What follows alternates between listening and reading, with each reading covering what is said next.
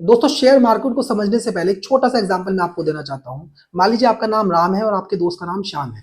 आप दोनों ने मिलकर कंपनी बनाई और उस कंपनी में स्टार्टिंग में 1 करोड़ रुपए डाला।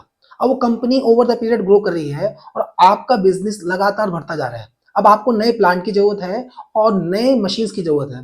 तो मान लीजिए आपको 10 करोड़ रुपए की जरूरत है, तो या 10 करोड़ आप लोन लेंगे या आप 10 करोड़ अपने नए नए पार्टनर जोड़ेंगे जो उसके अंदर कैपिटल डालेंगे।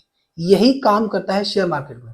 जब कंपनी ग्रो कर जाती है तो शेयर, जो एग्जिस्टिंग कंपनी है जो ग्रो कर रही है, वो अपनी कंपनी के बारे में आपको बताती है आईपीओ के माध्यम से कि आप उस कंपनी में निवेश क्यों करें। और जब आप उस कंपनी में निवेश करेंगे तो आप उस कंपनी के पार्टनर बन जाते हैं।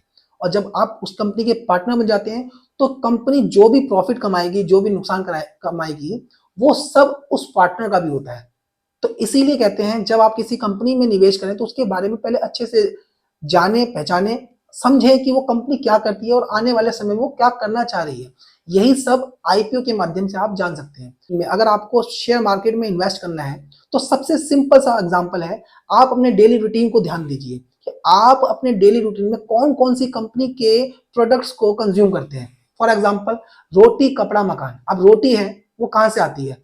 या तो टाटा कंज्यूमर, गोदरेज कंज्यूमर, या ब्रिटानिया, नेस्ले। कपड़ा, कपड़े का क्या है? ग्रासिम, रेमंड। मकान, डीएलएफ, गोदरेज प्रॉपर्टी, ये सारे शेयर हो गए। ऐसे ही अब लग्जरी में आते हैं। अगर आप कार चलाते हैं तो मारुति, और दूसरा शेयर हो गया आपका हुंडई।